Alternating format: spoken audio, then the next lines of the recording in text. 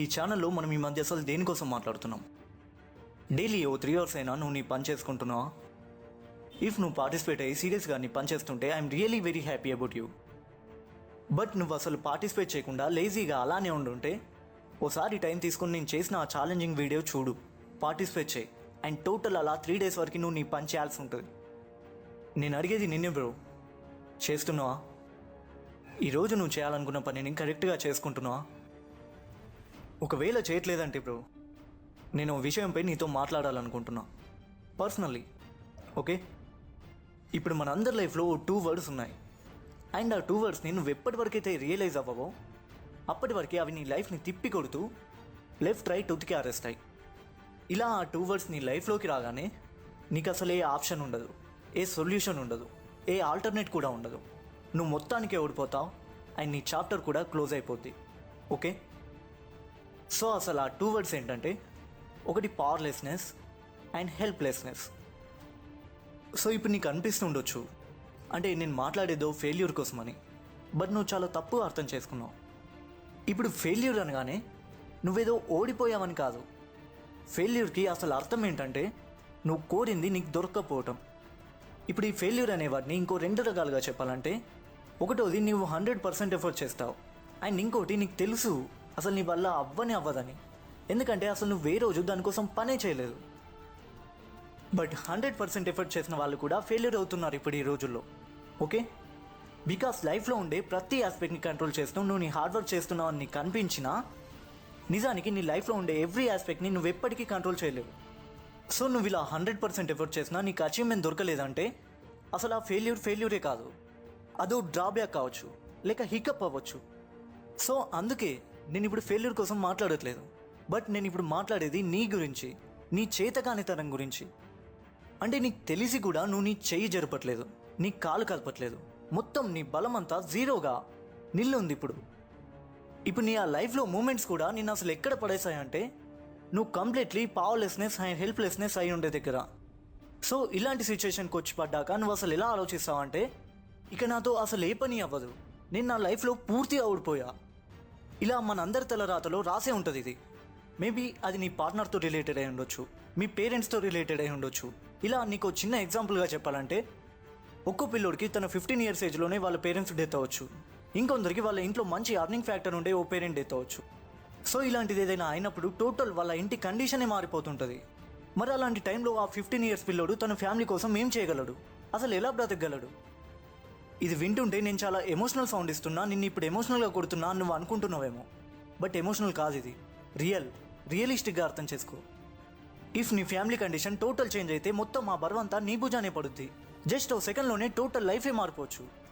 And అలాంటి situation రాకుండా దాన్ని మనం ఎవ్వరం కంట్రోల్ చేయలేము, ఎందుకంటే ఆ మూమెంట్ ఎప్పుడు వస్తుందో అనేది మనం యాంటిసిపేట్ చేయలేము, అండ్ అలా అవ్వకుండా కూడా దాన్ని మనం ఆపలేము.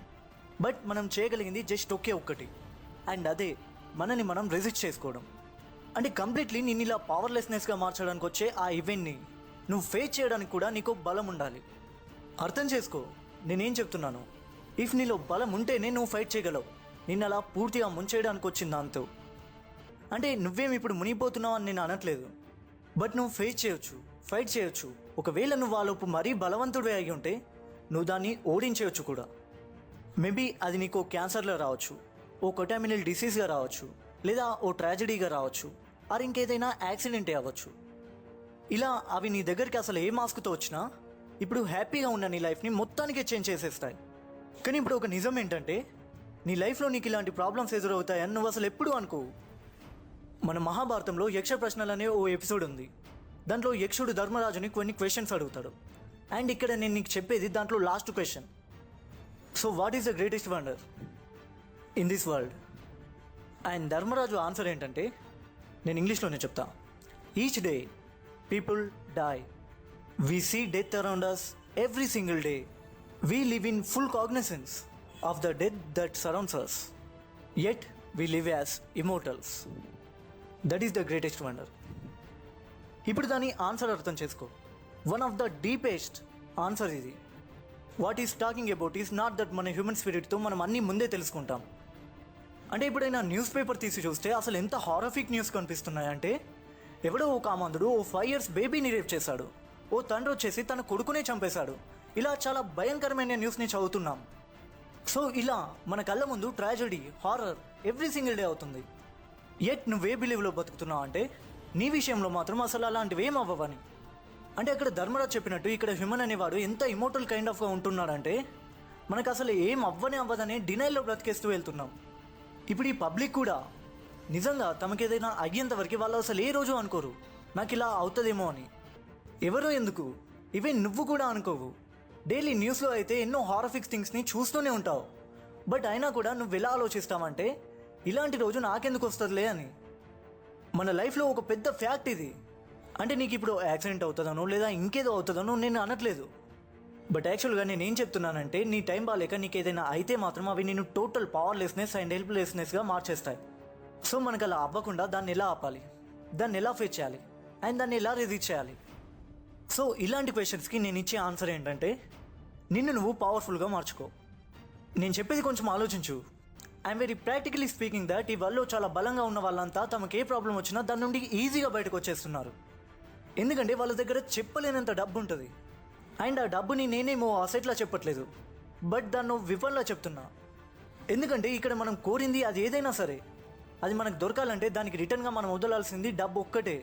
బికాజ్ మనం ఉంటున్న ఈ వరల్డ్లో డబ్బు అనే దాన్ని అన్ఫార్చునేట్గా క్రియేట్ చేసుకొని ప్రతి ఒక్క దానికి ఓ ప్రైస్ ట్యాగ్ పెట్టేసుకున్నాం.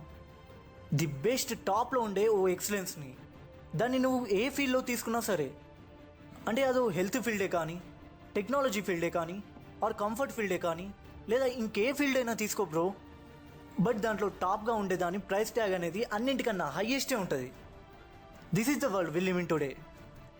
నీ ప్రాబ్లమ్స్ని నువ్వు అవైల్ చేయాలనుకున్నప్పుడు నీ ఆ పవర్ అనేది విత్ ఇన్ సెకండ్లో నిన్ను సేవ్ చేస్తుంది. ఇఫ్ నీ దగ్గర డబ్బు ఉంటే. అంటే మనం చాలాసార్లు చూస్తూనే ఉంటాం కదా, ఎవడైనా కొంచెం డబ్బున్నోడు ఎంత పెద్ద క్రైమ్ చేసినా విత్ ఇన్ 1 డేలో బయటకు వచ్చేసి మళ్ళీ మనలో మామూలుగానే తిరుగుతుంటారు. దట్ స్పెషల్లీ మన ఈ గ్రేట్ కంట్రీలోనే.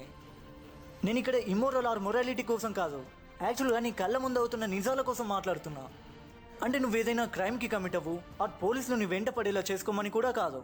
జస్ట్ నీకు ఎగ్జాంపుల్ ఇస్తున్నా. ఇప్పుడు ఈ రోజుల్లో డబ్బుకున్న పవర్ ఏంటో. అంటే ఇక నుండి డబ్బు డబ్బు అంటూ దాని వెనకాల ఓ సైకోలో పరిగెత్తమని కూడా నేను అనట్లేదు. బట్ నీ లైఫ్ కోసం నువ్వు కష్టపడు అండ్ ఓ సీరియస్నెస్తో దానికోసం ఇన్వెస్ట్ చేయడం స్టార్ట్ చేయి. ఇప్పుడు నువ్వు అలా చేస్తేనే నువ్వు పవర్ఫుల్ అవుతావు. ఎవ్రీ సింగిల్ ఇయర్ నువ్వు కొంతైనా పవర్ఫుల్గా మారు. సో అప్పుడే నీ లైఫ్లోకి వచ్చే ప్రాబ్లమ్స్ ఏమున్నా సరే వాటిని నువ్వు షీల్డ్గా అండ్ ఓ ఆర్మర్గా ఫేస్ చేస్తావు. బట్ ఒకవేళ అలా కాకుండా నువ్వు ఇలానే అనవేర్గా ఉండిపోతే రేపు నీ లైఫ్లో ఏ చిన్న ప్రాబ్లం వచ్చినా నువ్వు వల్లాడిపోతావు. అండ్ ఆ ప్రాబ్లమ్స్ నిన్ను తన్ని పడేసి నీ లైఫ్ని తిప్పి కొట్టేస్తాయి. దాంతో నువ్వు ఏడుస్తూనే ఉండిపోతావు అండ్ ఆ డ్రామాతో టోటల్ నీ పర్సనాలిటీయే చేంజ్ అవ్వచ్చు. చాలామందిని చూస్తూనే ఉన్నాం కదా, ఒక్కొక్కడు ఒక్కొక్కలాగా ఇరుక్కుపోయాడు కంప్లీట్లీ. ఎందుకంటే వాళ్ళలో అసలు ఏ ఒక్కడు ముందుగా ప్రిపేర్డ్గానే లేరు. But one word that what I'm asking you for, to become prepared. Recently ఓ కోట్ కూడా ఫేస్బుక్లో వేసా. A loser is not one who hasn't achieved anything, he is one who's comfortable in being unprepared. So అలాంటోడికైతే ముందు ఉండనే ఉంటుంది. నువ్వు ఇప్పుడు నీ లైఫ్కి అసలు ఏదో ఒక ఉండదని లేజీగా ఇలానే బ్రతికేస్తా అంటే ఏదో రోజు ఏదైనా అవ్వరాందే అవుతే అప్పుడు సడన్గా ఏం పడుస్తావు. ఇప్పుడు ఈ పబ్లిక్ కూడా అసలు ఎంత పిచ్చిగా బ్రతికేస్తుందంటే నాకు అసలు ప్రాబ్లం అనేది రానే రాదు, నేను ఇమోటల్ని, వచ్చిన అవేమైనా నా లైఫ్లోకి వస్తాయా ఏంటి? ఓసారి నీ ఆ కళ్ళు తెరువు. అసలు నీకేం అవ్వదనే ఆ డినైల్లో బ్రతకడం ఆపేసి ప్రిపేర్డ్ అవ్వడం స్టార్ట్ చేయి. నిన్ను నువ్వు ఇప్పుడు పవర్ఫుల్గా మార్చేసుకో. Don't be a loser please my bro. Hard work చేయడం స్టార్ట్ చేయి. యాక్చువల్గా నా పాయింట్ కూడా ఇదే. ఇందుకే నేను నీకు ఛాలెంజెస్ ఇస్తుంటా, ఇందుకే నీకు నా ప్రతి వీడియోలో చెప్తుంటా బ్రో నీ పని స్టార్ట్ చేయని. ఎందుకంటే నీ లైఫ్ని నువ్వు లూజర్లా కన్వర్ట్ చేసుకోకు. ఇప్పుడు ఇలాంటి వీడియోస్తో నీ లైఫ్ ఏం మారిపోదు. నీ లైఫ్ చేంజ్ అయ్యేది నువ్వు చేసే హార్డ్ వర్క్తో. సో డే అంతా యూట్యూబ్లో పనికిరాని వీడియో చూస్తూ నీకున్న టైంని స్పాయిల్ చేసుకోకు. ముందు నీ పని చేసుకో. కావాలంటే నువ్వు నా వీడియోస్ కూడా చూడటం మానే, వేరే ఇంకెవరి వీడియోస్ అయినా చూసుకో. బట్ దానికి ముందు ఫస్ట్ నీ పని చేసుకో, ఓకే? వీలైతే ఓసారి ఈ వీడియోని నీలాంటి ఇంకో నలుగురికి కూడా షేర్ చేయి. అంటే ఇలా షేర్ చేయనేది నాకు వచ్చే వ్యూస్ కోసం అయితే కాదు, ఓ చేంజ్ కోసం అడుగుతున్నా. ఇఫ్ నువ్వు కూడా ఆ చేంజ్ రావాలనుకుంటే ఓ నలుగురికి షేర్ చేసేయి. త్వరలో ఇంకో మంచి వీడియోతో కలుసుకుందాం. This is Kranthi Rikandar signing of.